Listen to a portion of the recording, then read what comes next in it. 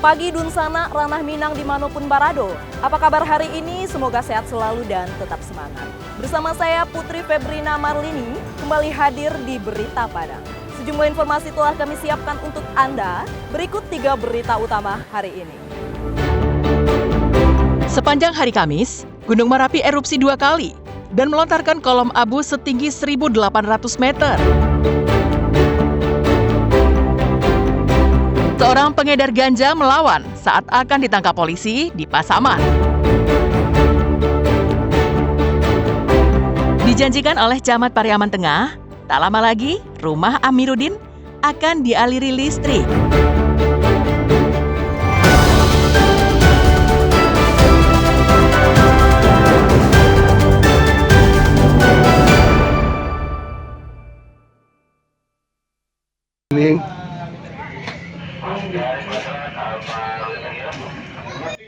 Gunung Merapi yang berada di wilayah Agam dan Tanah Datar kembali erupsi pada Kamis siang, pukul 12:18.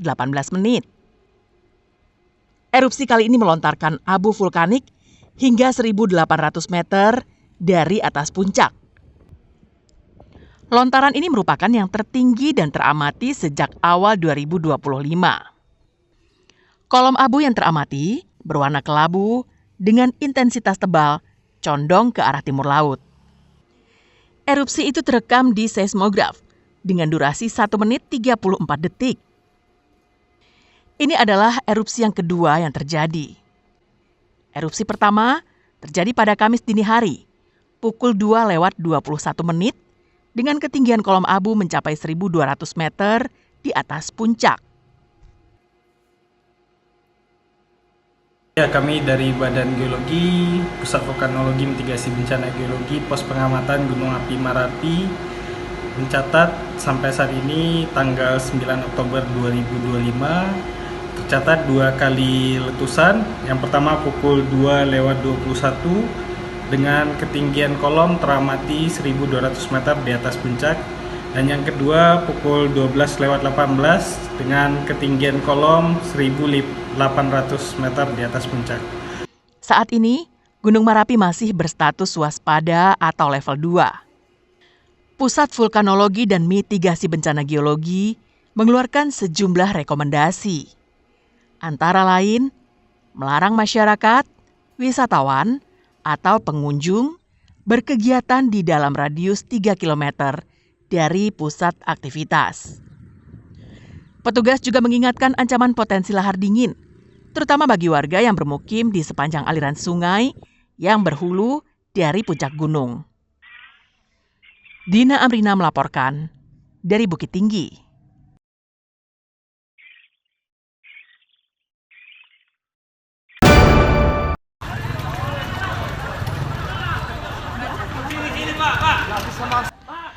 Sebuah kebakaran besar terjadi di Padang pada Kamis dini hari.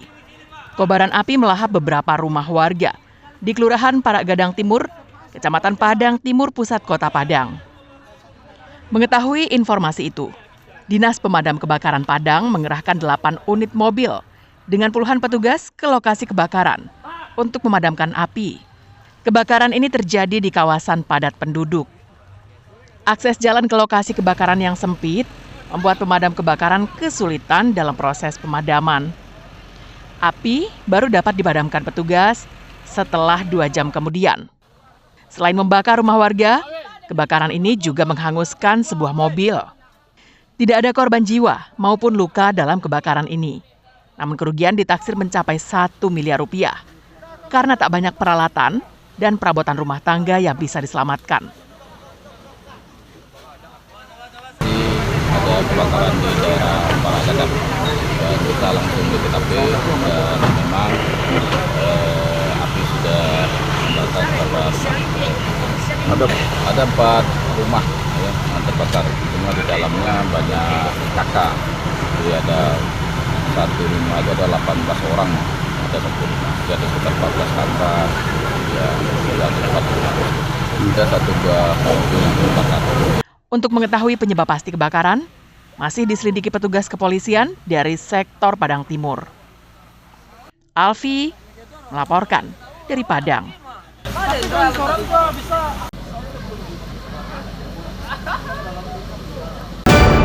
You stay here. Seorang wisatawan asing yang berasal dari Munchen, Jerman, terperangkap di tebing terjal saat berusaha keluar dari lembah setelah menelusuri jalur Ngarai Siano di perbatasan Bukit Tinggi dan Agam. Wisatawan yang berusia 67 tahun ini berhasil diselamatkan dalam operasi dramatis setelah terjebak di dinding tebing setinggi 45 meter di kawasan Ngarai Taratak Kayu Gadih, Jorong Jambu Ayi, Nagari Talua Ampe Suku Agam pada Rabu malam. Menurut keterangan pegawai penginapan tempatnya menginap, ia mengetahui kejadian itu setelah menerima pesan di aplikasi percakapan dari Jorg pada Rabu sore. Pria Jerman itu menyampaikan bahwa dirinya terjebak di jurang yang terjal, tidak bisa bergerak ke atas dan ke bawah. Jorg kemudian mengirimkan titik koordinat dia terjebak. Namanya John. Siapa? Dari Jerman. Dari Jerman. Ya. Udah berapa lama di Bukit Tinggi? 2 hari, 3 hari. Terus ngapain dia sampai ke situ, Bang? Sampai ke bawah, Bang? Mungkin lagi jalan dari Ngarai mungkin naik ke sini. Pas naik dia jatuh. Umur berapa itu, Bang? Tahu? Kira-kira 70-an. Tim SAR gabungan bersama masyarakat langsung ke lokasi untuk mengevakuasinya. Proses penyelamatan berlangsung dramatis karena lokasinya jauh dan tebing terjal. Tim penyelamat dibagi menjadi 2 kelompok. Satu tim menelusuri dari Ngarai dan satu tim lainnya turun ke tebing menggunakan tali, menggunakan teknik vertical rescue. Kalau bisa di tengah-tengah tebing nih. Iya. Kenapa sampai ke situ dia, Bang? Itu nggak kurang tahu informasinya. Itu siapa, Bang? Mana? Yang jangkut tuh? Yang mana? Yang sangkut tuh? Boleh. Oh, boleh. Iya. 4 jam kemudian, proses evakuasi berhasil dilakukan. Jorg Ulrich hanya mengalami luka gores. Meski demikian, kesehatannya tetap diperiksa oleh tim medis dan langsung mendapatkan penanganan lebih lanjut. Dina Amrina melaporkan dari Agam.